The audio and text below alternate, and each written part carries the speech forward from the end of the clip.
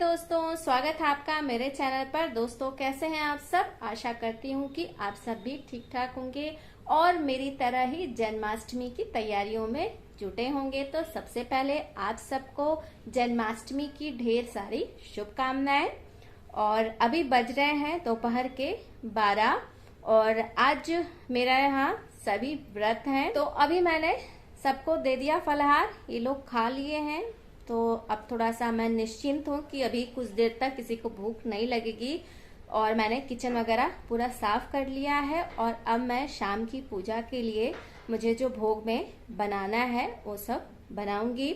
और अभी तक मैंने कुछ भी तैयारी नहीं की है और हो सकता है कि ये वीडियो मैं 2 पार्ट में अपलोड करूं। जन्माष्टमी की तैयारी काफ़ी लेट शुरू हुई, थोड़ी सी प्रॉब्लम्स चलती रही है, जैसा कि आपको मैं पहले भी ब्लॉग में बता चुकी हूँ।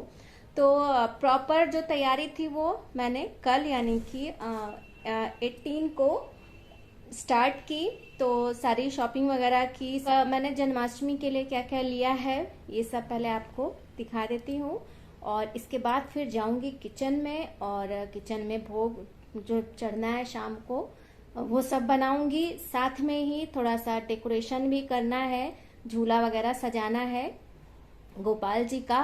तो काम बहुत ज़्यादा है और टाइम बहुत ज़्यादा तो नहीं है, लेकिन फिर भी कोशिश करूंगी जितना हो पाएगा अच्छे से अच्छा अपनी तरफ से। बाकी तो गोपाल जी की इच्छा, वो जो कराना चाहेंगे, जैसा कराना चाहेंगे बस वैसा ही होगा।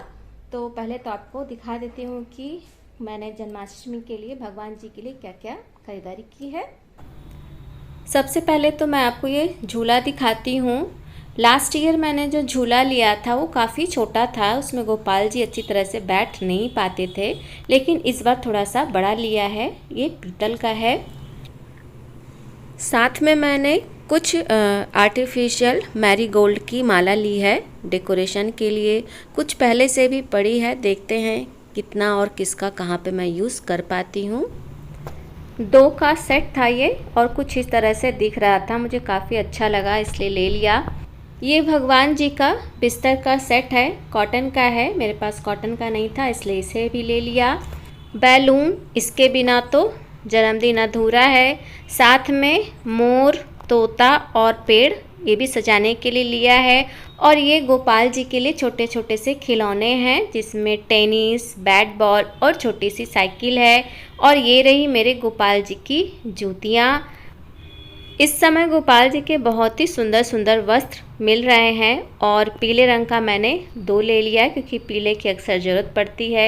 एक पीच कलर और एक रेड कलर का लिया है। और ये है 2 पगड़ी, पीच कलर की और एक मल्टी कलर की है। साथ में ये एक मुकुट भी लिया है, ये बहुत ही सुंदर लग रहा था मुझे।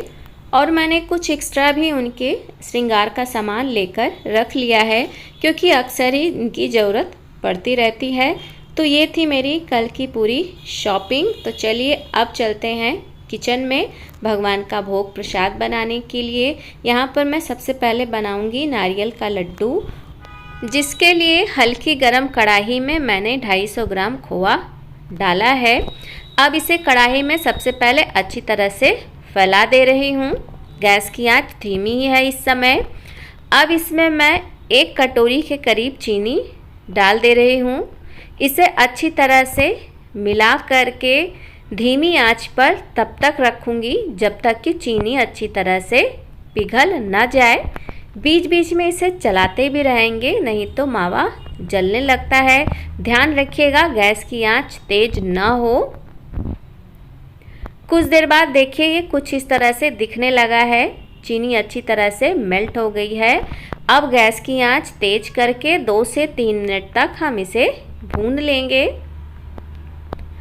2 मिनट भूनने के बाद गैस की आंच धीमी करके अब इसमें नारियल का बुरादा डालेंगे। एक बार में मैंने पूरा नहीं डाला है, पहले आधा ही डाला है। इसे अच्छे से मिला ले रही हूँ और अभी इसमें और ये बुरादा डालना पड़ेगा हमें, तो मैंने अभी पूरा डाल दिया है।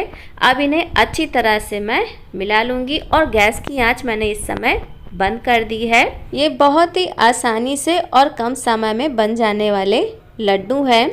इसमें मैंने जो सामग्री इस्तेमाल की है उनकी मात्रा तो मैंने अंदाज के ही डाली है, लेकिन एक मोटा मोटी देखा जाए तो 250 ग्राम मावा, 250 ग्राम नारियल का बुरादा और टेस्ट के अकॉर्डिंग इसमें मैंने चीनी डाली है। सारी सामग्री अच्छी तरह से मिल गई है। अब इसे मैं रख दे रही हूँ ठंडा होने के लिए। थोड़ी देर बाद जब ये ठंडा हो गया है तब मैं इनके लड्डू बना ले रही हूँ। आपको जितने बड़े या छोटे लड्डू बनाने हैं उस हिसाब से आप बना लीजिए। थोड़ा सा नारियल का बुरादा मैंने कटोरे में निकाल कर अलग रख लिया है। लड्डुओं को बनाकर सीधे इसी में रखती जा रही हूँ और फिर इनको इसमें कोट करके कुछ इस तरह से फिर निकाल कर अलग रख दे रही हूँ। तो अभी मेरा एक भोग प्रसाद नारियल का लड्डू तैयार है। अब मैं बनाऊंगी पंचमेवा पाक, जिसके लिए मैंने 5 तरह के मेवे जैसे बादाम, चिरौंजी, खरबूजे का बीज, मखाना और कद्दूकस किया हुआ नारियल लिया है। अब कढ़ाई में 2 चम्मच देसी घी गरम करके इसमें एक एक करके सारे मेवे भून लेंगे। सबसे पहले मैं बादाम भून ले रही हूँ। मध्यम आंच पे ही हम सारे मेवे भूनेंगे, तेज पर नहीं तो ये सारे जल जाएंगे।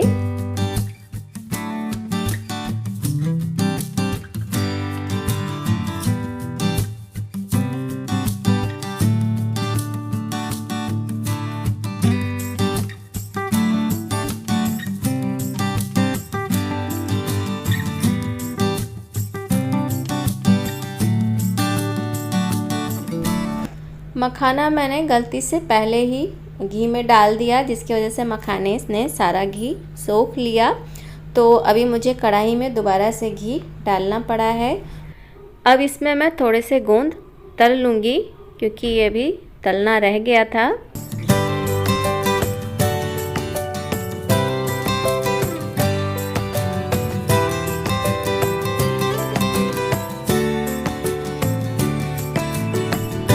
अभी मैंने सारे मेवे भून लिए हैं और इन्हें मैं परात में फैलाकर रख दे रही हूँ थोड़ा सा ठंडा होने के लिए।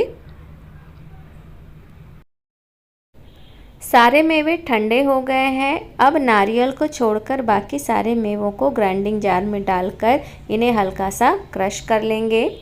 क्रश करने के बाद इसे परात में मैं निकाल के नारियल के साथ मिक्स कर ले रही हूँ। अब एक कढ़ाई में 1.5 कटोरी चीनी और आधी कटोरी पानी डालकर इसे धीमी आंच पर चढ़ा दे रही हूँ और इसे धीमी आंच पर तब तक रखेंगे जब तक कि चीनी घुल ना जाए। चीनी घुल गई है। अब गैस की आंच मध्यम करके 2 तार की चाशनी बनने तक इसे पकाएंगे। कुछ देर पकाने के बाद चाशनी अब तैयार है। अब इसमें सारे क्रश किए हुए मेवे डालकर इन्हें अच्छी तरह से मैं मिला ले रही हूँ और बगल की ही परात में मैंने घी लगाकर उसे अच्छी तरह से ग्रीस कर लिया है। इन्हें मिलाने के बाद अब मैं इस परात में इन्हें पलट दे रही हूँ और पलट के अच्छी तरह से फैला दे रही हूँ। ये बहुत जल्दी जमने लगता है, इसलिए थोड़ा सा जल्दी हाथ चलाना पड़ता है। अब इसे मैं रख दे रही हूँ थोड़ी देर जमने के लिए। तब तक मैं भगवान का तीसरा भोग प्रसाद माखन मिश्री वो तैयार कर ले रही हूँ। माखन बनाने के लिए जैसे हम दही जमाते हैं ठीक उसी तरह मैंने मलाई में थोड़ी सी दही डालकर इसे रख दी रात भर जमने के लिए और सुबह ये अच्छी तरह से जम गई थी। फिर इसे मैंने फ्रिज में डाल दिया और इस वक्त अभी मैं इसे बाहर निकाल कर ले आई हूँ और इसे चम्मच से अच्छी तरह से फेंट लूँगी ताकि इससे मक्खन निकल जाए। 8-10 मिनट फेंटने के बाद मलाई से मक्खन अलग हो गया है। इसमें मैंने थोड़ा सा ठंडा पानी डाला है और अब सारा मक्खन दूसरी कटोरी में निकाल कर रख ले रही हूँ। सारा मक्खन इकट्ठा करने के बाद इसे मैं एक बार और पानी से धो लूँगी ताकि इसमें दही का जो खट्टापन है वो निकल जाए। अब इसमें मिश्री डालकर मैं रख दे रही हूँ। हमारे गोपाल जी का पसंदीदा भोग माखन मिश्री तैयार है। अब लास्ट में मैं बनाऊंगी पंचामृत। इसके लिए गहरे बर्तन में 1 बड़ा कप दही मैं निकाल ले रही हूँ और इसे अच्छी तरह से फेंट लूँगी। दही अच्छी तरह से फेंट लिया है। अब इसमें मैं पंचमेवा डाल दूँगी। पंचमेवा मैंने बारीक कटा हुआ नारियल, चिरौंजी, किशमिश, मखाना, स्वादानुसार चीनी, 1 बड़ी चम्मच शहद और 1 चम्मच देसी घी डाला है। अब इन सारी चीज़ों को अच्छी तरह से मैं मिला लूँगी। हमारा पंचामृत तैयार है और इधर हमारा पाग भी जो बनाया था वो रेडी हो गया है और ये स्लाइड आगे की इधर आ गई है। इसे मैंने जब रखा था उसी समय काट दिया था और अब जब ये थोड़ा ठंडा हो गया तो इसे मैं निकाल ले रही हूँ और बहुत ही आसानी से ये निकल जा रहा है।